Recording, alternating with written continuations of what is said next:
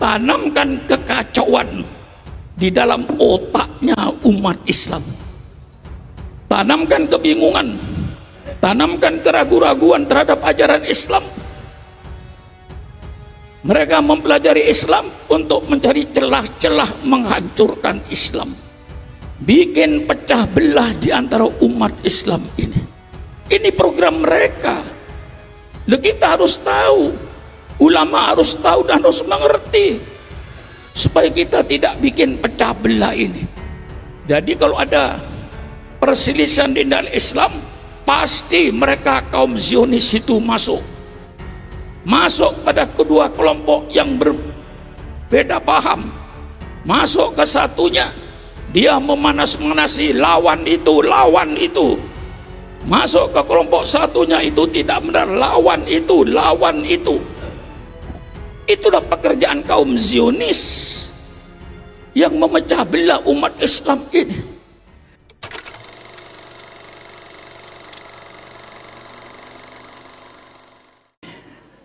Assalamualaikum warahmatullahi wabarakatuh.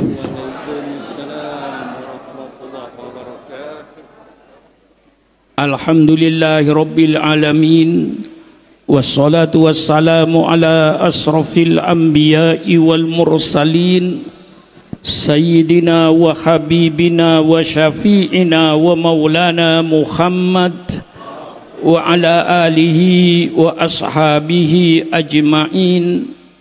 Subhanaka la ilma lana illa ma 'allamtana innaka antal alimul hakim. La haula wa la quwwata illa billahil aliyil azim. Amma ba'du. Para alim ulama, para habaib yang saya muliakan, yang tidak saya sebut satu persatu karena begitu banyaknya, tapi insya Allah tidak akan mengurangi takdim saya dan hormat saya kepada beliau-beliau ini. Wabil khusus kepada pimpinan Masjid Husnul Khotimah Al-Mukarram Kyai Haji Oma Irama. Terlebih dahulu saya sampaikan ucapan terima kasih atas segala perjuangannya di dalam menghidupkan agama yang kita cintai di negara kesatuan Republik Indonesia ini. Juga saya tidak lupa pula atas segala pengorbanannya.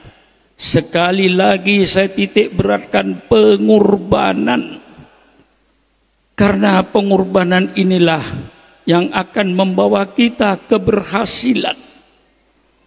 Negara Republik Indonesia ini berdiri bukan hadiah dari Belanda. Negara Republik Indonesia berdiri bukan hadiah dari Jepang. NKRI didirikan di atas aliran darah bangsa Indonesia. NKRI didirikan di atas cucuran air mata seluruh rakyat Indonesia. Dan alhamdulillah, insya Allah, saham yang terbesar dalam mendirikan NKRI ini adalah umat Islam. Kalau ada orang yang bertanya sejauh mana kontribusi umat Islam terhadap NKRI, selalu saya jawab, tolong pemerintah adakan sensus kuburan. Selalu saya katakan, sensus kuburan maksudnya Taman Pahlawan. Di seluruh kabupaten di Indonesia pasti ada Taman Pahlawannya. Disitulah pemerintah adakan sensus. Semua Taman Pahlawan disensus. Nama siapa, agama apa, siapa nama apa, siapa nama, agama apa, nama siapa, agama apa. Saya yakin 99%, barangkali 9% darahnya umat Islam untuk NKRI ini.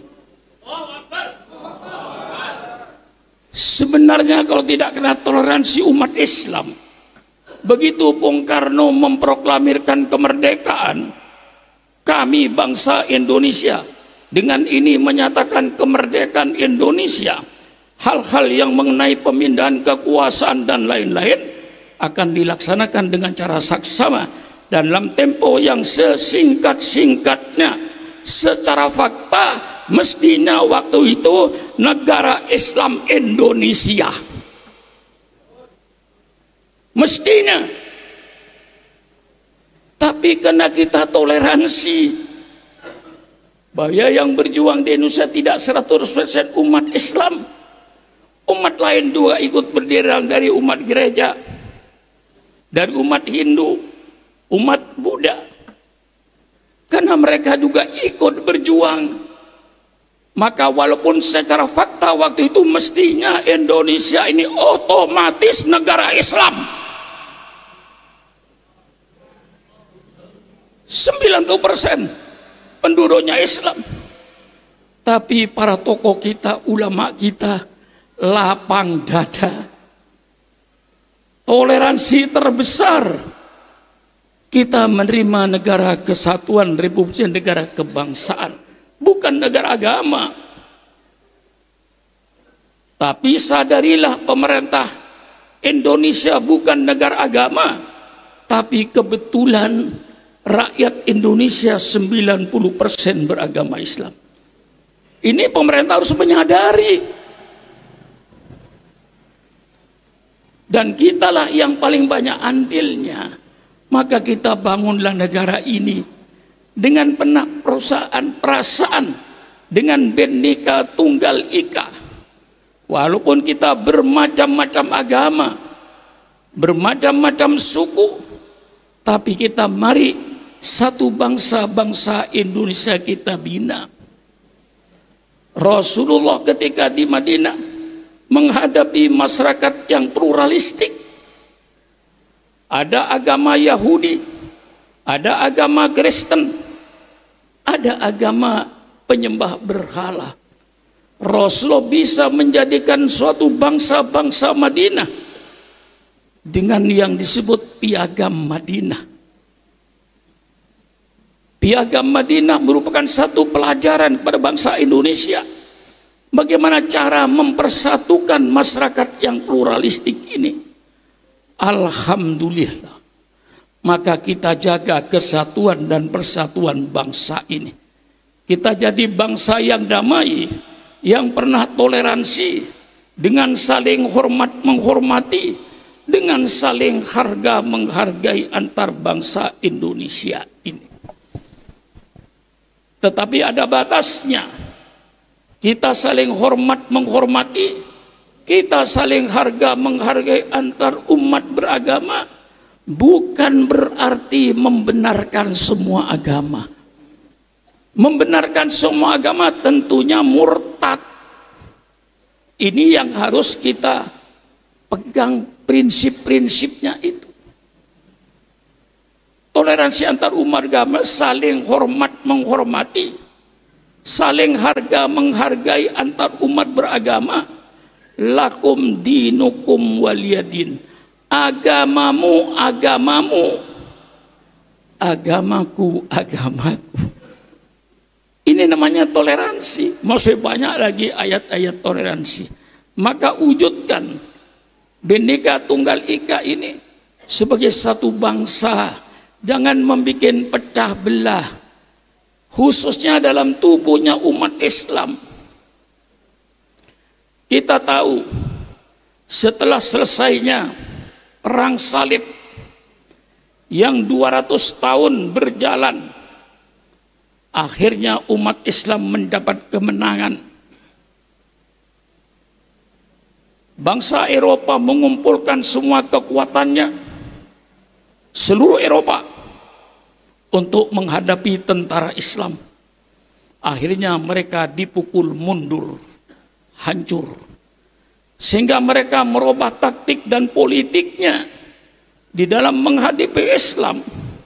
Islam itu jangan dihadapi semata-mata dengan kekuatan senjata, karena di dalam Islam itu ada ajaran orang yang mati di medan perang karena membela agama, bukan mati di medan perang membela politik. mati di pinang perang karena bela agama. Itu tempatnya di surga. Itu yang dicari-cari oleh umat Islam. Sehingga para sahabat-sahabat Rasulullah, kalau mati di atas tempat tidur, dia komplain, "Ya Rasulullah, mengapa saya tidak mati di perang Badar? Mengapa saya tidak mati di perang Uhud? Mengapa saya tidak mati di perang Khandaq? Mengapa saya tidak mati di perang Tabuk? Mengapa saya menghembuskan napas dengan cuma-cuma di atas tempat tidur?" Itu mereka komplain. Itu jiwa yang ini orang barat tahu ini. Ketika menghadapi umat Islam dalam perang salib itu, mereka mengetahui, sehingga mereka merubah taktiknya. Sekarang kita menghadapi umat Islam tidak semata-mata dengan kekuatan senjata, robah politiknya. Akhirnya mereka berbondong-bondong dari Eropa memasuki Timur Tengah untuk mempelajari Islam. Itulah yang namanya dalam bahasa Arabnya al-mustasyrikun, dalam bahasa Latinnya orang-orang orientalis. Mereka berbondong-bondong ke Timur Tengah mempelajari bahasa Arab, mempelajari Al-Quran, tapi tujuan mereka bukan untuk memperkuat Islam, tapi untuk mencari celah-celah di mana Islam ini bisa dihancurkan dengan ajarannya. Maka program pertama kaum Zionis adalah warsus sukuk fi qulubil mu'minin. Tanamkan kebingungan, tanamkan keraguan-raguan umat Islam terhadap ajaran Islam. Ini konsep pertama kaum Zionis. Tidak hanya semata-mata dengan senjata. Ini kita harus tahu strategi mereka itu apa. Warsus sukuk fi qulubil mu'minin. Tanamkan kekacauan di dalam otaknya umat Islam.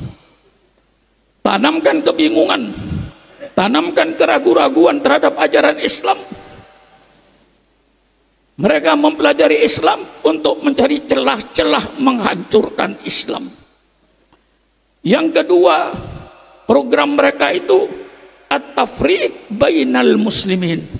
Bikin pecah belah di antara umat Islam ini. Ini program mereka.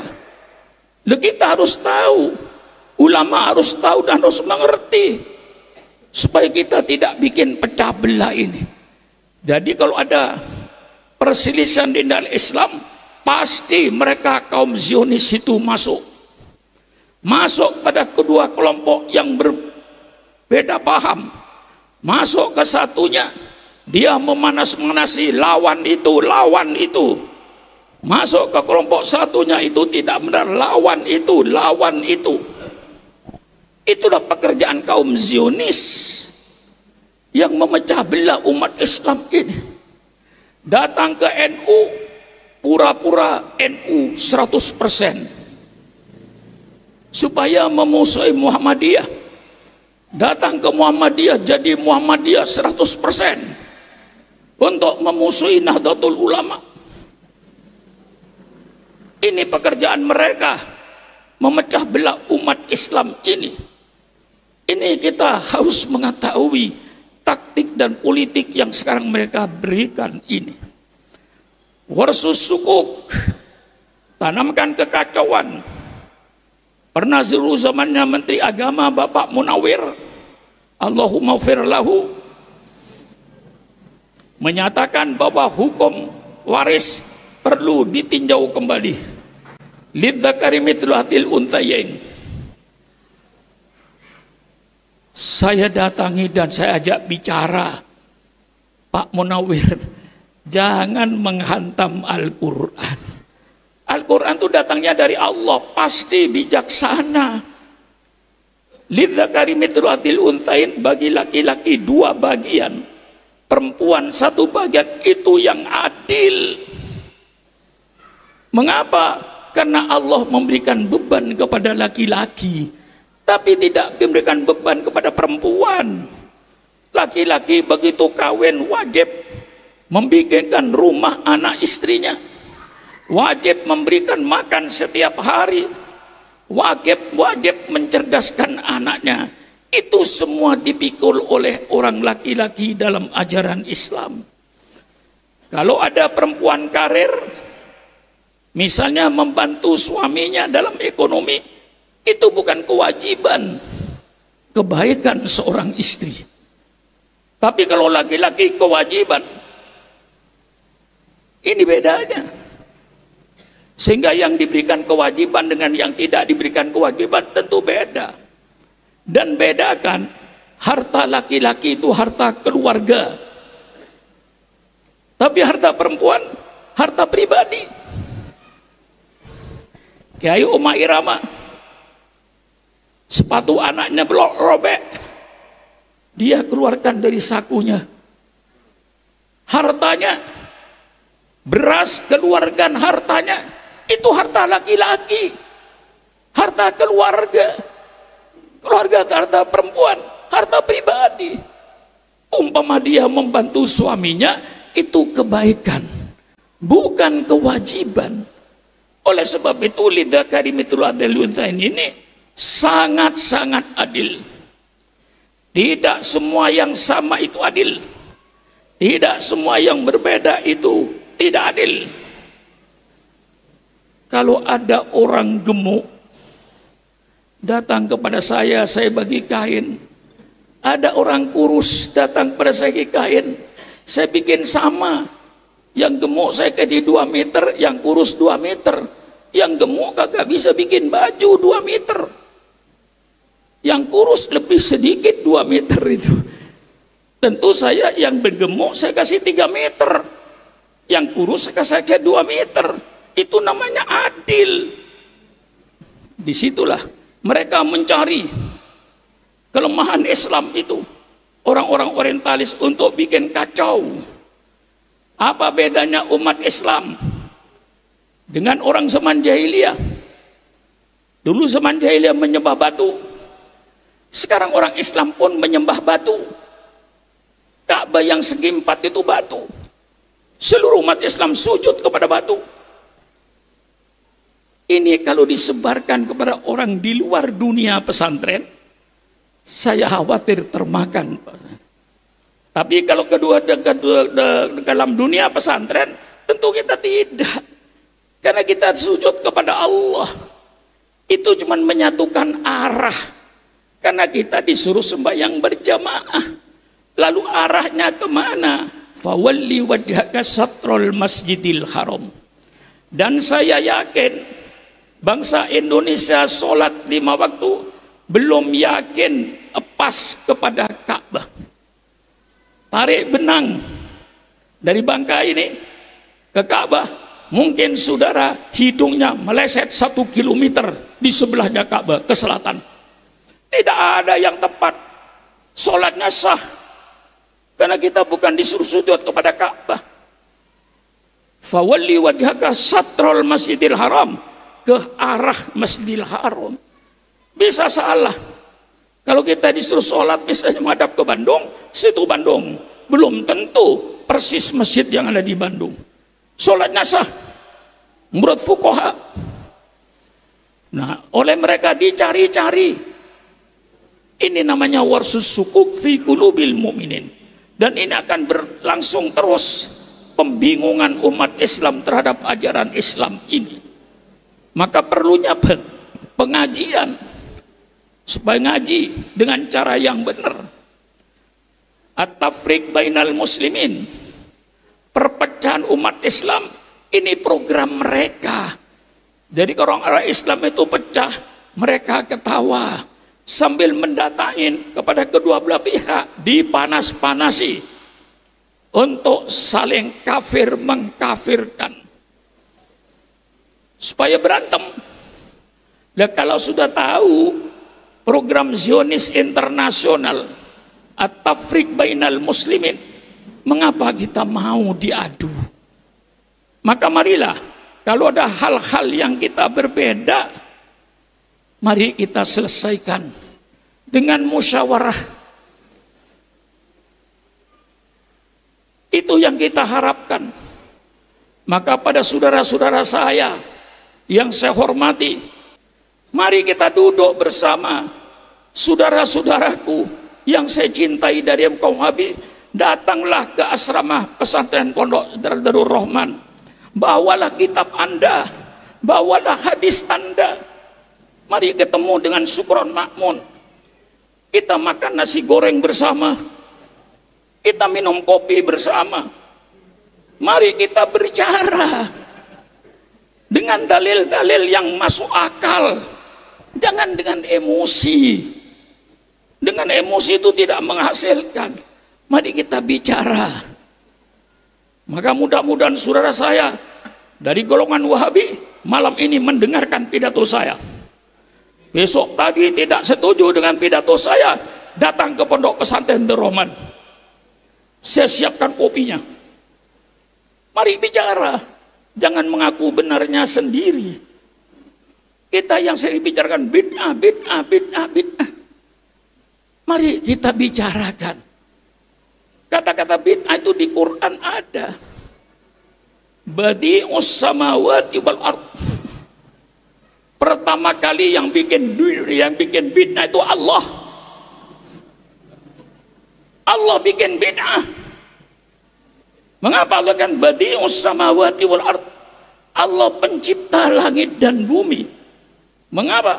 Langit dan bumi bid'ah. Barang baru. Sebelum Allah ciptakan langit dan bumi tidak pernah ada langit dan bumi ini. Allah ciptakan langit dan bumi. Allah yang membuat bid'ah pertama kali. Persilakan kaum Wahabi temui saya. Temui saya. Kalau Allah itu pertama kali buat bid'ah, langit dan bumi ini bid'ah. Mengapa dikatakan bid'ah? Sebelum Allah menciptakan langit dan bumi, tidak pernah ada langit dan bumi itu. Baru ada setelah Allah ciptakan. Maka di dalam Al-Quran badi'us ismul fa'il lil mubalawah. Badi'us samawati wal ardh. Allah lah satu-satu pencipta langit dan bumi. Sebagai bid'ah, barang baru. Mari kita setujui dulu. Lalu dalam istilah agama kita, bid'ah itu sesuatu yang tidak ada pada zaman Rasulullah, kemudian ada. Jadi bid'ah itu sesuatu yang baru yang tidak ada pada zaman Rasulullah. Itu namanya bid'ah.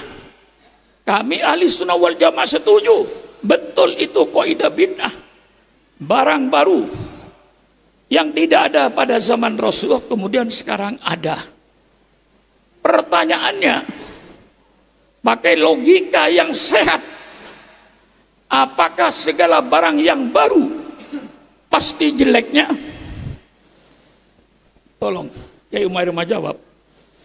Apakah semua barang baru yang tidak ada zaman Rasulullah sekarang ada? Apa pasti jeleknya? Otak sehat berkata, mungkin bid'ah itu jelek dan mungkin bid'ah itu baik. Tidak terlepas itu. Tidak ada sesuatu di dunia yang tidak ada sifatnya. Kalau dikatakan kayak Umar Irama kurus, mustahil gemuk. Kalau dikatakan ke Umar Irama duduk, mustahil berdiri. Tidak ada satu benda pada waktu yang sama mempunyai dua sifat yang bertentangan. Tidak masuk akal. Mari kita bicara. Mudah-mudahan saudara saya yang saya hormati kaum Wahabi mendengarkan pidato saya ini, supaya tidak berkuar-kuar bid'ah, bid'ah, bid'ah, bid'ah, bid'ah. Lalu kita kaji hadisnya. Untuk memahami Al-Quran itu saudara, memahami hadis tidak gampang. Bukan hanya karena pandai bahasa Arab terus memahami Quran dan hadis, konyol. Saya sekali lagi menghimbau dengan silaturahmi halal bil halal pada malam ini, mari kita eratkan persaudaraan kita, baik yang berbeda paham dengan kita. Mari saling hormat menghormati, saling harga menghargai, jangan saling kafir mengkafirkan. Ini sangat berbahaya untuk persaudaraan kita. Ini saya sampaikan, mudah-mudahan saudara saya dari golongan Wahabi yang terhormat dapat menerima apa yang saya sampaikan, dan kalau tidak, saya buka pintu seluas-luasnya. Persilakan Anda datang ke Pondok Pesantren Darul Rahman. Mari kita bicara yang santai. Apa yang Anda inginkan dan apa yang saya inginkan. Inilah penjelasan. Juga ini tertulis, apa yang saya pidatukan ini tertulis dalam kitab Mafahim Tajibu Antusohah. Artinya pemahaman-pemahaman yang wajib diluruskan. Malam ini saya meluruskan. Sekian saja.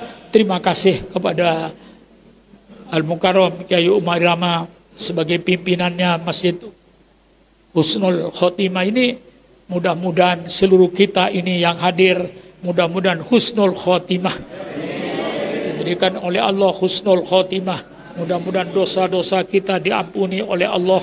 Mudah-mudahan juga amal-amal soleh kita diterima oleh Allah Subhanahu wa taala. Sekian, wassalamualaikum warahmatullahi wabarakatuh.